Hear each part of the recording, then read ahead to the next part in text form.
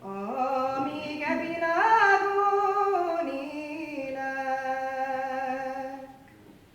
Árva vagyok, az is leszek, amíg e világon élek. Napom, napom, fényes napom, napom, napom, fényes napom. Homályba borult csillagom, homályba borult csillagom. Tűcsillagok, rogyogjatok, tűcsillagok, rogyogjatok. Felettem gondolkozzatok, felettem gondolkozzatok.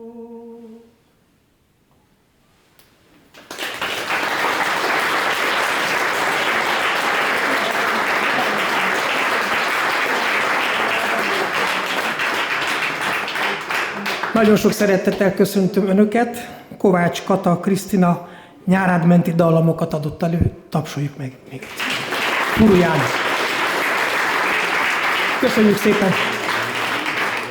Nagyon sok szeretettel köszöntöm Önöket a mai délutáni kiállítás megnyitó ünnepségünkön.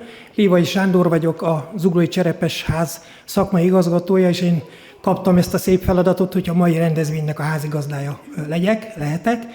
Nagyon nagy öröm számomra, hogy ilyen sokan eljöttek erre a kiállításra, és gondolom, hogy azért ez nem véletlen, hisz az alkotók is itt vannak, ismerősök, rokonok, családtagok, érdeklődők, és ez a kiállítás megérdemli, hogy ilyen sokan itt legyenek a megnyitó ünnepségén.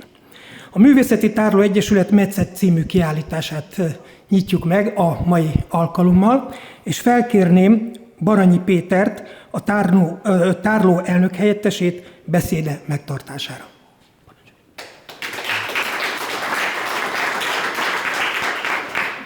Én is köszöntök mindenkit ezen a szép nyári napon, és egy kérdésre válaszolok, miért állok itt. Azért állok itt, mert egy kicsit rendhagyó lesz ez az ünnepélyes kiállítás megnyitó, hiszen egy éve állt itt egy személy, egykori elnöknőnk, Gómainé Zsóka, akinek úgy döntött közösségünk, hogy idén fölajánljuk a kiállításunk az ő emlékének, és én egy emlékbeszédet tartanék ez ügyben. Miért állok itt? Azért állok itt, hiszen Zsóka egy olyan súlyos örökséget hagyott ránk, amit mindenképpen folytatnunk kell, és egy olyan emberről van szó, aki a motorja, szíve, lelke volt ennek az egésznek. Mindig mondtuk is az elmúlt években, pláne az elmúlt 2 évtizedben, hogy ha Zsóka nem lenne, akkor nincs művészeti tárló. Mert tényleg a szíve, lelke motorja volt, és a hitvallása az teljesen az alkotás és a művészet iránti szeretet mellett az emberi közösségekben rejtezett. Azért is állok itt, mert Sersorszky Zsuzsi festőművésznél is örülök, hogy ismét körünkben van.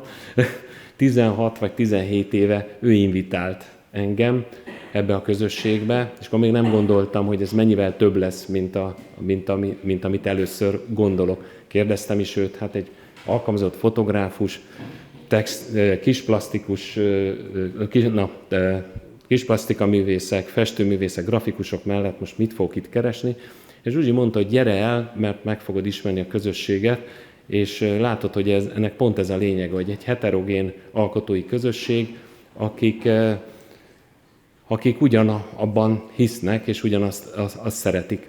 Akkor még nem gondoltam, hogy Zsókával egy nagyon szoros kapcsolatba kerülök, mert ő nagyon hamar, a második, harmadik évben feltétlenül invitált, hogy látta, hogy nagyon aktív vagyok, invitált, hogy vegyek részt én is az elnökség munkájában, és igazából akkor döbbentem rá, hogy ez miről szól, hogy mérő a lelke, szíve, motorja ennek az egésznek, mert neki valami különleges hite volt abban, hogy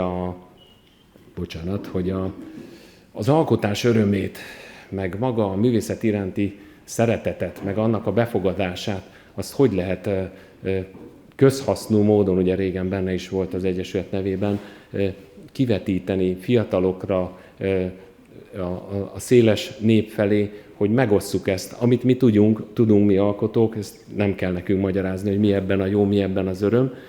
És ez nagyon látszott az egész életében. Én például most eltávoztával tudtam meg igazából, hogy mindig ilyen közösségformáló volt, tehát a külkeres éveiben és a civil munkájában is közösségépítő volt. Most, hogy családjával beszélgettünk többet, tudtuk meg, hogy ő mindig ilyen volt. Tehát neki az egész élete ezt kísérte végig, hogy embereket összekovácsolni, összekötni, az azonosságokat keresni, és nem a különbözőségeket, és ennek volt mestere. Tulajdonképpen rájöttem, hogy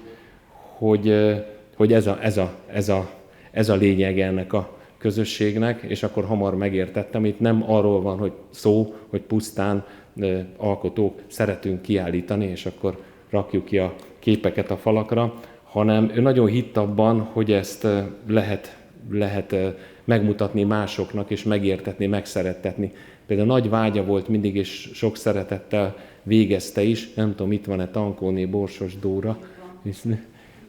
Igen, ő vele is nagyon sokszor tehát óvodás gyerekeknek, iskolás gyerekeknek, mert ebbe hitt a legjobban, hogy amikor elmentek megmutatni, hogy lehet megformálni egy kis agyagtárgyat, hogy lehet egy tűzzománc kis apró ékszer, hogy készül, hogy lehet elkezdeni rajzolni vagy festeni óvodás gyerekeknél, és hitték azt, hogy ott van 20-30 kisgyerek, és abból csak 2-nek felfénylik a szeme, és majd 10x év múlva egyszer csak itt lesz közöttünk, ő is, mert jelentkezik, mint alkotó, akkor már célt ért ez a küldetéstudat, amiben nagyon hitt Zsóka.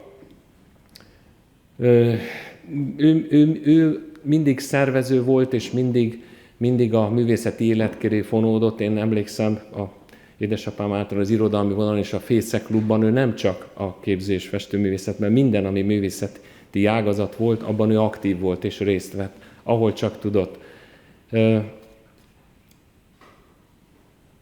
Igen, most az alapgondolataimat szedtem itt össze egy kis csokorba. Igen, tehát ő mindig mondta is nekem, hogy hát Péter, hát én nem vagyok alkotó, de én szeretem, ebben a világban érzem jól magam. Én most viszont kicsit visszakoznék ez ügyben, nem helyette, mert itt most a számára mi fölállítottunk egy emlékfalat, családjával találtunk pár fotográfiát, amit ő kattintott, de ez nem sima kattintás, ugye nekem ez a fő alkotói területem. A fotográfia, ugye mondhatnánk közhelyesen, hogy a pillanat becsomagolása az örök időkapszulába, mert minden abban a pillanatban, hogy fölkerül egy fotópapír, azonnantól már örök történelemé válik, és ez ott rögzül.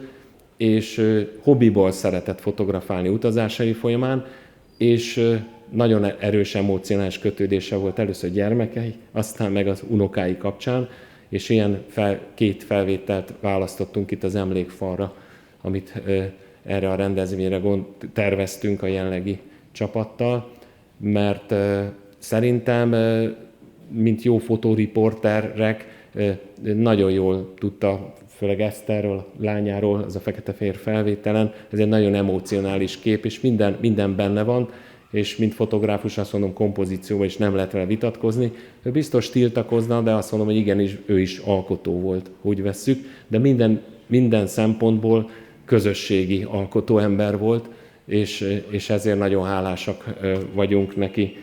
Tulajdonképpen az utolsó nagy munkája ez a katalógus volt, ezt is ő hajtotta. Tehát mint projektvezető, emlékszem tavaly novemberben, októberben a nyomdai előkészítéstől kezdve mindent ő végzett, mindent ő csinált, ő szeme rajta volt a dolgokon, amit említettem, itt van, amikor a gyerekeknek, gyerekrajzok, meg amikor a kisóvodásoknak, tehát amiről beszéltem, tehát amiben ő hitt, amit ő szeretett, ennek is ő volt a motorja.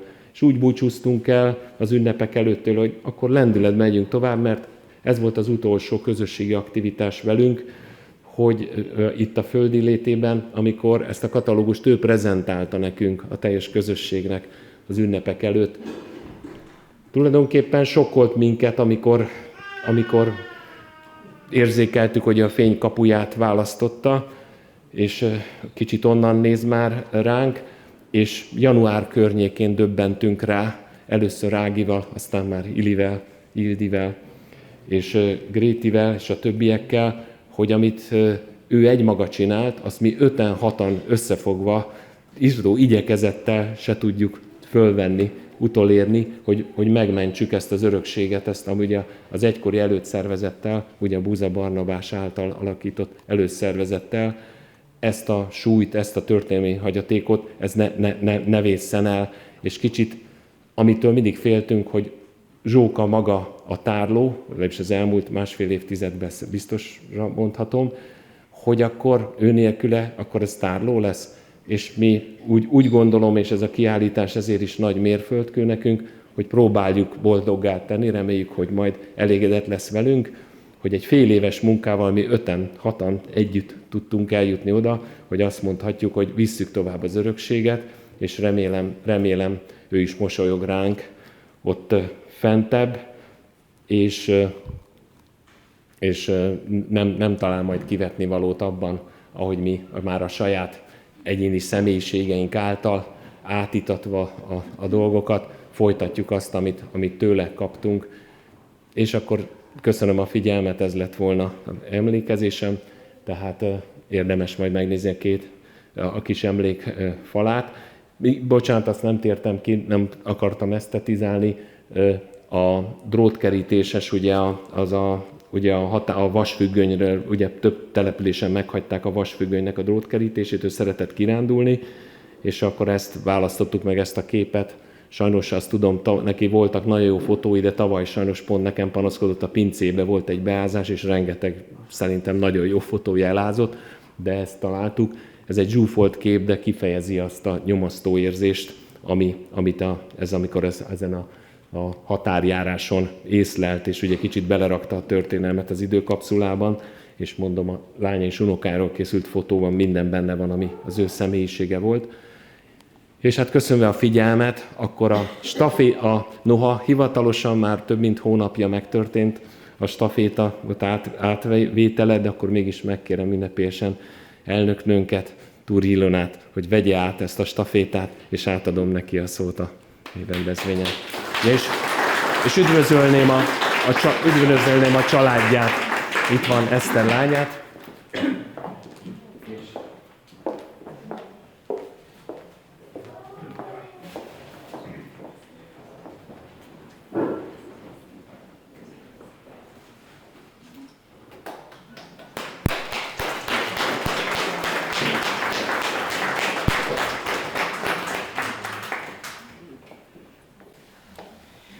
Nagyon ünnepélyes pillanat ez a mai. Én azt gondolom duplán annyi. Egyébként is minden kiállítás az, de ez most sokkal magasztosabb, és nagyon-nagyon melengető, jó érzés, hogy a családdal együtt tudunk itt lenni, és minden alkotótársal és vendégeinkkel meg tudjuk osztani ezt az érzést, ezt az élményt. Nagyon nagy szeretettel köszöntök mindenkit, a kiállítókat, vendégeiket, a ház kedves munkatársait, mert az elmúlt napokban azt hiszem, hogy összeadódott a munka is ebben a jó meleg időben, de én azt gondolom, hogy az eredmény az magával ragadó és nagyon-nagyon szép, és ez a lényeg. Én Péter szavaihoz csatlakozva csak elismerően tudok szólni az elmúlt 5 hónapról, mert hihetetlen nagy erőfeszítés volt, határtalan nagy összefogás, és visszahoztuk a tárlót, mert volt olyan néhány hét, volt olyan nagyon mély és nagyon szomorú időszak, amikor azt gondoltuk, hogy ez nincs tovább. És ebben azt gondolom, hogy egy picit mindenki hozzárakott ahhoz, hogy egymást tudtuk emelni, építeni. És nagyon-nagyon nehéz volt ez az 5 hónap úgy, hogy kutakodtunk a hagyatékban, az dokumentumokban, a teendőkben, az adóhatóság, a fővárosi bíróság és minden irányban. Tehát ezek azért emberpróbáló időszakot jelentettek mindnyájunknak, és én nagyon hálás vagyok a közösségünknek, mert éreztem az erőt, és ez anélkül nem működik. Tehát ha nem jön az, hogy megkeresnek, hívnak és gyere, akkor talán nem is biztos, hogy megmozdul az ember olyan gyorsan is önmagától. De itt azt hiszem, hogy másról volt szó, és hát ennek a kovásza mindenképpen az elnök helyettesünk volt, mert hihetetlen, hogy milyen hittel tudta azt mondani, hogy ilyen történelmi hagyaték nem veszhet el, csinálnunk kell valamit. És ezt a hívó szót megtaláltuk mind az öten, hát én azt gondolom, hogy ez valószínű nem véletlen, és nagyon jó érzés most itt állni, mert azt hiszem, hogy büszkén mondhatjuk Zsókának, üzenhetjük, és én hiszem azt, hogy ő ezt valahol érzékeli is, hogy nem hagytuk veszni azt a sok évtizedet, amit ő is belerakott, hiszen ő 25 évig volt elnökünk. Gondolj, hát ez rengeteg idő. Én 2018-ban ismertem őt meg, úgyhogy volt itt ebben a házban egy önálló kiállításom, eljött, megnézte, és utána hívott engem a tárlóba. És akkor én még nem tudtam arról, hogy mi az, hogy Mütke, és hogy van egy ilyen egyesület, és ez onnan indult ez a történet, és valóban úgy van, ahogy Péter is mondja, hogy találkoztunk, kiállításról kiállításra valahogy mégiscsak kapcsolódtunk, és ez a történet, ez csak kerekedett. És nagyon-nagyon boldog vagyok, hogy ilyen aktív, hihetetlen nagy alkotó közösségünk van, és ebben az a különleges, hogy ez nem egy művészi terület. És én nagyon-nagyon hiszem azt, amit most is bizonyítottunk a megnyitó előtt is már, az indulásnál, hogy a népművészet a gyökerünk. Minden művészeti ág ebből virágzik ki. Csodálatos volt ez a fiatal hölgy. És én hiszem azt, hogy ahogy elindult ennek a története, ennek a társaságnak, 1985-ben hány generáción keresztül tudtuk már továbbadni. És nekem az a hitem, hogy azért vagyunk együtt, hogy ezt valóban mi is továbbadhassuk. És nagyon szeretnénk a fiatalokat megszólítani, és fórumokat teremteni, és azon vagyunk, hogy a mi alkotóinkat megismerhessék a fiatalok. Mert úgy, ahogy a Péter is elmondta, csak egy élmény, egy olyan személyes találkozás lehet egy életre szóló pálya kezdete. És én úgy gondolom, hogy ez küldetésünk is, tehát nagyon nagy bizakodással, nagy örömmel, és nagyon szívesen vagyok ennek az egyesületnek az elnöke, és azon leszek a következő években, hogy gyarapodjunk, fiatalodjunk, és legyünk valóban ilyen nagyon-nagyon jó érzéssel együtt, és ilyen csodálatos alkotások között, mert ez a mai, én úgy gondolom, hogy mintaszerű és nagyon-nagyon jól sikerült kiállítás. Úgyhogy nagyon köszönöm minden alkotónak, és további sikereket kívánok mindenkinek. Érezzék nagyon jól magukat a mai napon.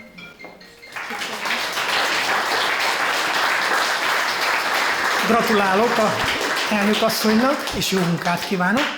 Most pedig folytatnánk a kiállítás megnyitó ünnepséget. Egy táncprodukciót fognak látni Erkel Ferenc Tánc Együttestől.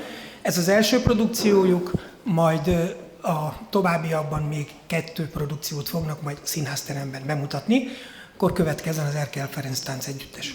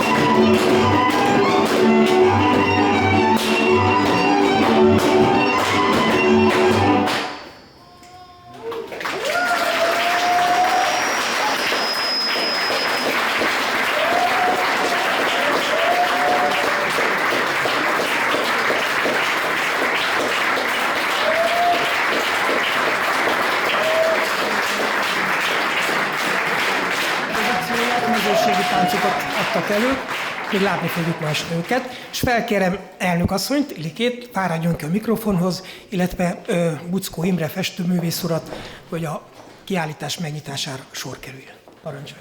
Köszönöm szépen. Köszönjük.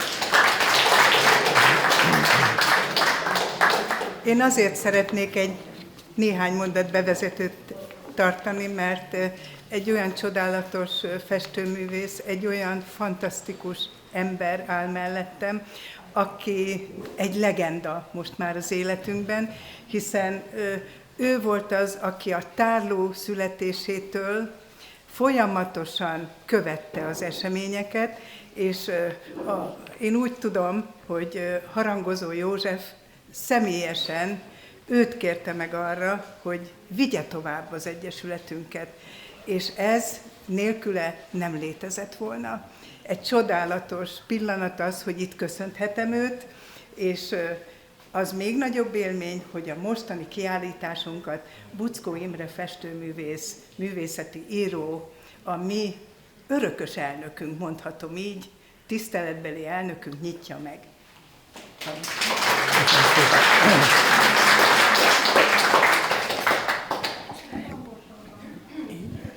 Kicsit közelebb. Köszönöm szépen. Hát ilyen bevezető után nehéz megszólalni, de akkor kezdem azzal, hogy itt 3 dátum is elhangzott már, meg ugye ilyen alapító elnökség, meg egyéb. Hát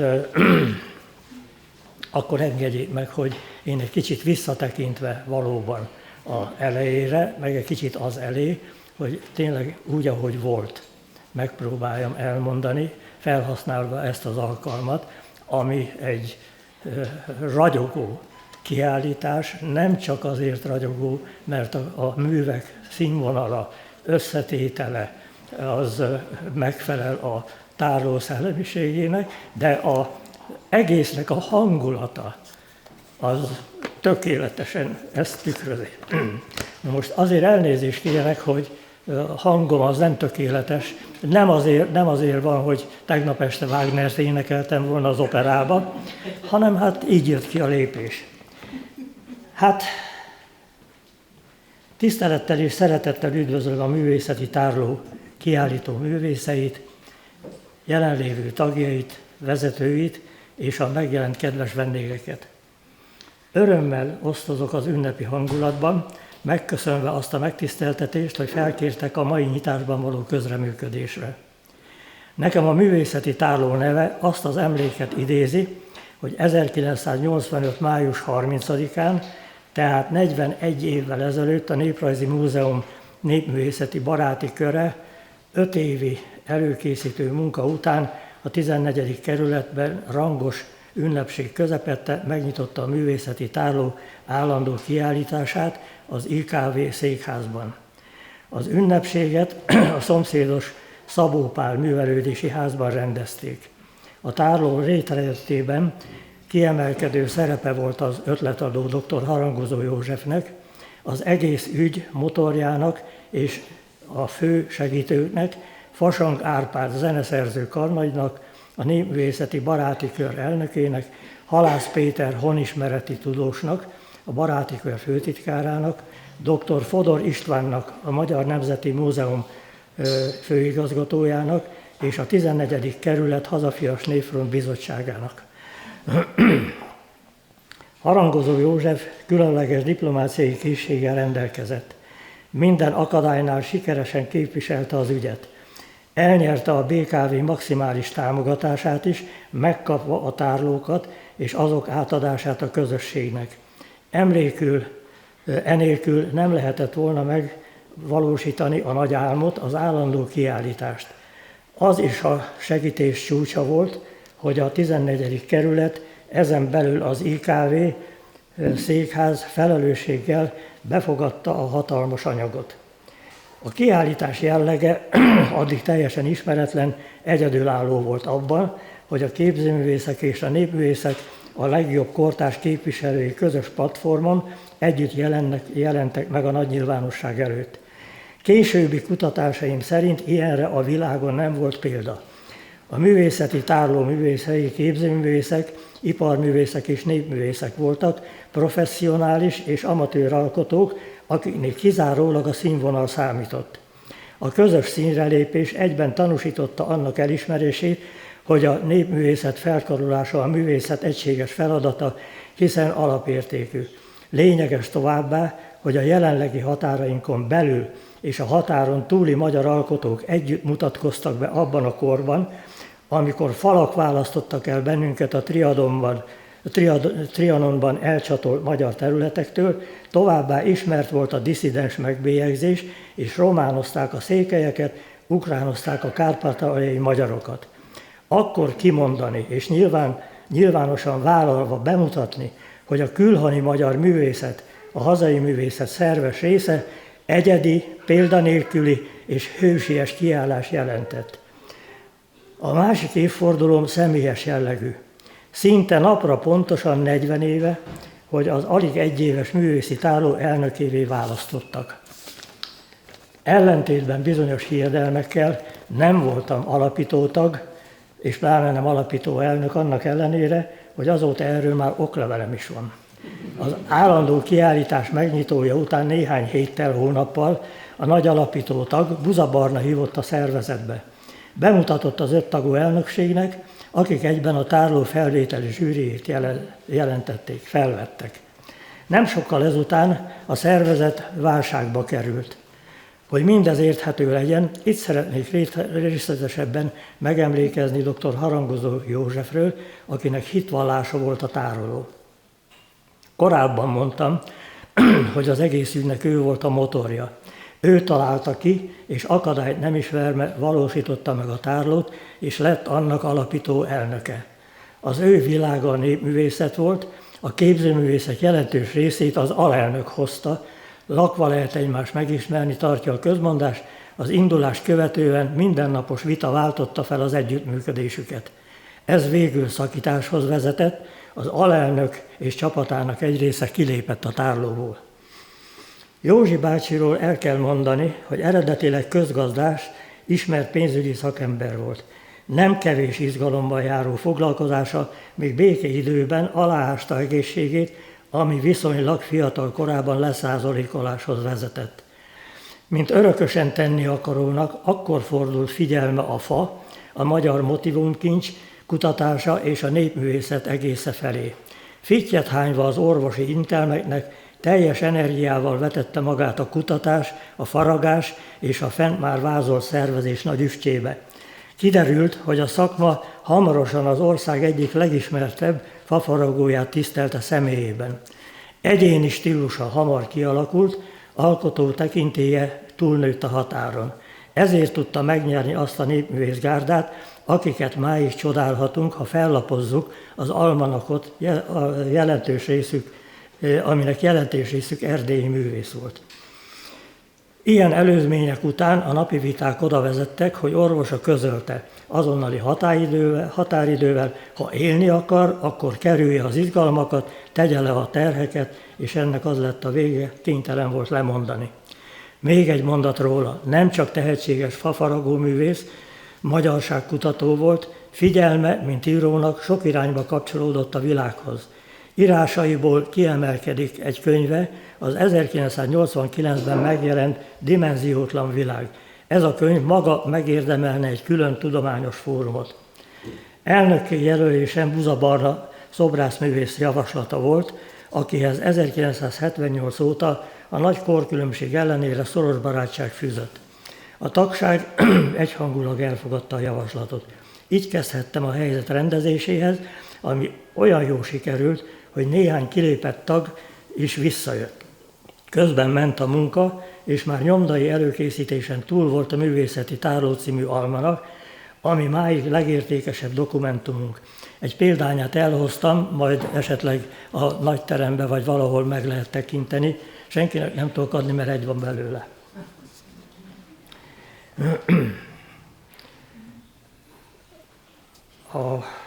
Igen. Ezért a visszalépőket, köztük a híres és éremművész Kelemen Kristófot már nem tudtuk a betűrendes sorba beszerkeszteni, Az 1987-ben megjelent könyv eme oldalai emlékeztetnek egy rövid, de nehéz időszak sikeres lezárására. Ezt követően békés évek jöttek, és a tárló fejlődött. Nagyszerű művészek, kiváló szervezők, köztük Máténé dr. Szabó Mária összefogása ezt eredményezte. Én messze nem tudtam azt a vezetői színvonalat nyújtani, amit ez az ügy és harangozó öröksége megkívánt volna. Volt egy fiatal családom, egy ferihegyi repülőterem és egy festőműtermem, sok más elkötelezettséggel, miközben társadalmi életünk is hatalmas változásokon ment át. Felismertem, hogy a baráti körök ideje lejárt, és a nyíl az egyesületek irányába mutatott. Ezért elkezdtem az egyesületté való átszervezést, hihetetlen sok értetlenség és bürokratikus akadály közepette. Végül a bürokrácia kimondta az áment. Ugyanakkor a rendszerváltás időszakának hullámaiban a túlélés kérdése lépett a főhelyre. Nagy csalódás ért, mert azt vártam, hogy egy szabadabb, magyarosabb világban egy ilyen csapatnak eljött a reneszánsz kora. Elismerést, támogatást kértem és vártam. Egy idő után beláttam, hogy az új magyar politikát elsősorban leköti a privatizációs mámor, és nem ér rá a kultúrával, művészettel foglalkozni. Eközben a repülőtér üzemeltetés, fejlesztés, magasabb beosztásba való helyezés fokozták leterheltségemet. Mindezek miatt úgy döntöttem, hogy az elnökséget átadom a fiatalabb Gombai Károlynénak, aki helyesen irányt vett a közhasznú egyesület felé, és létrejött a már említett Mütke. Ezt követően ért egy újabb meglepetés, az új elnök a tárló történetét a Mütke megalakulásától számította. Ehhez haláláig kitartott, és ezzel nem tudtunk egyetérteni. Nem tudtam vele egyetérteni. Talán a 10 éves jubileum díszebédes összejövetelén, ami egy vadász étteremben valahol az Erzsébet királynő útjánál volt, az ünnepi beszédben elhangzottak szerint az elnök és jogásza emberfeletti munkával létrehozták ezt a nagyszerű egyesületet, egy szóval sem említve a némi előzményeket.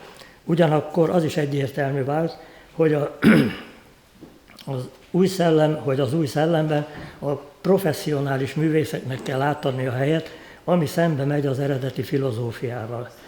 Hát végül is ma itt vagyunk úgy, hogy valahogy az eredeti szellem szerint kezdünk alakulni. Nagyon örültem a közeli múltban, amikor megtudtam, hogy 2 régi ismerős, ha mondhatnám jó barát, Túri Ilona és Baranyi Péter vállalták a vezetést egy 5 fős elnökségben. Mindketten ismerik és tisztelik a hagyományt. Bízom abban, hogy vezetésükkel megújul, és új lendületet kap a művészeti tárló eredeti eszméjének ápolása. A mai jelek erre utalnak. Nem kis feladat, amit az új vezetés vállal, de meggyőződésem, hogy munkájuk sikeres lesz. Fontos feladat minden lehetséges eszközzel biztosítani a nyilvánosságot, fokozni az ismertséget. Törekedni kell arra, hogy a kortárs fiatal művészek és népművészek legjobbjai a tárló tagjai legyenek. Javasolt a kapcsolat ezen fiatal művészek klubjaival, megkönnyítve ezzel mesterségek napján és hasonló rendezvényeken való emblematikus megjelenés. Nagyon jó ötlet az, amit a közelmúltban és ma is, mint szándékot hallottunk, nyitni az iskolák felé. Egy bemutatóval, előadással annak a rétegnek a lelkében hagyhatunk nyomot, amely biztosítója lehet a jövőnek. Akár el is indíthat 1-2 gyereket, fiatalt a művészet irányába. Ilyen és hasonló gondolatokkal köszönöm meg a figyelmüket, és a kiállítást megnyitom.